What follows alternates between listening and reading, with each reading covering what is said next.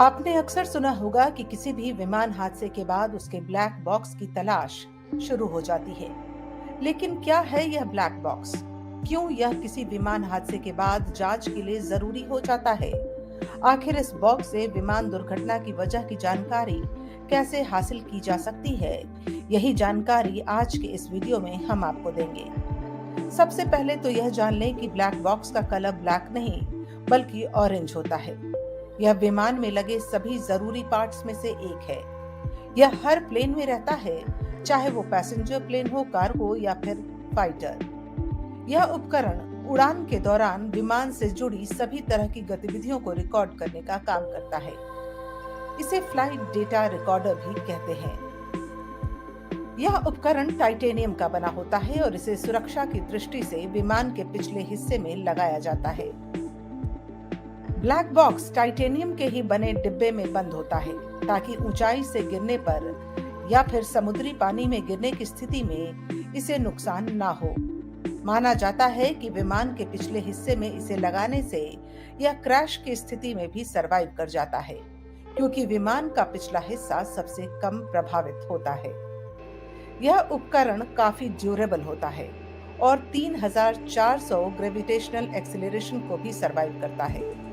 इसके दो कंपोनेंट होते हैं। एक कंपोनेंट फ्लाइट डेटा रिकॉर्डर और एक कॉकपिट वॉइस रिकॉर्डर होता है। ब्लैक बॉक्स या फ्लाइट डेटा रिकॉर्डर विमान में उड़ान के दौरान विमान से जुड़ी सभी तरह की गतिविधियों, जैसे विमान की दिशा, ऊंचाई, ईंधन, गति, हलचल, केबिन का तापमान जैसे 88 तरह के आंकड़ों के बारे में 25 घंटों से अधिक की रिकॉर्डेड जानकारी एकत्रित रखता है।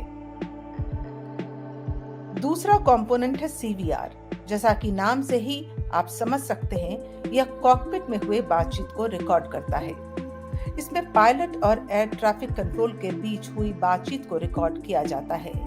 यह इंजन की आवाज, आपातकालीन अलार्म की आवाज, केबिन की आवाज और कॉकपिट की आवाज को रिकॉर्ड करता है, ताकि यह पता चल सके कि हादसे से पहले विमान का माहौल कैसा था। ब्लैक बॉक्स का इतिहास 50 साल से भी ज्यादा पुराना है।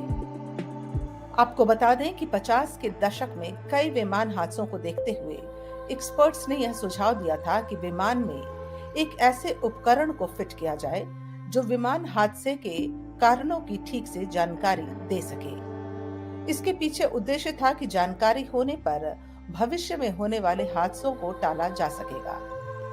शुरुआत में इसके लाल रंग के कारण इसे रेड एग नाम से पुकारा जाता था। फिर धीरे धीरे इसका नाम ब्लैक बॉक्स पड़ा, क्योंकि बॉक्स की भीतरी दीवार को काले रंग का रखा जाता था। यह उपकरण दुर्घटना के बाद भी काम करता है। बिना बिजली के भी यह 30 दिनों तक एक्टिव रहता है। जब यह बॉक्स किसी जगह पर गिरता है तो हर सेकंड एक बीप की आवाज लगातार 30 दिनों तक निकालता रहता है।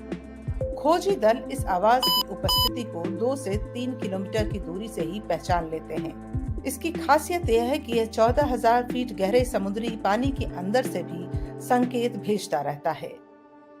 इसकी खासियत यह है कि यह 14,000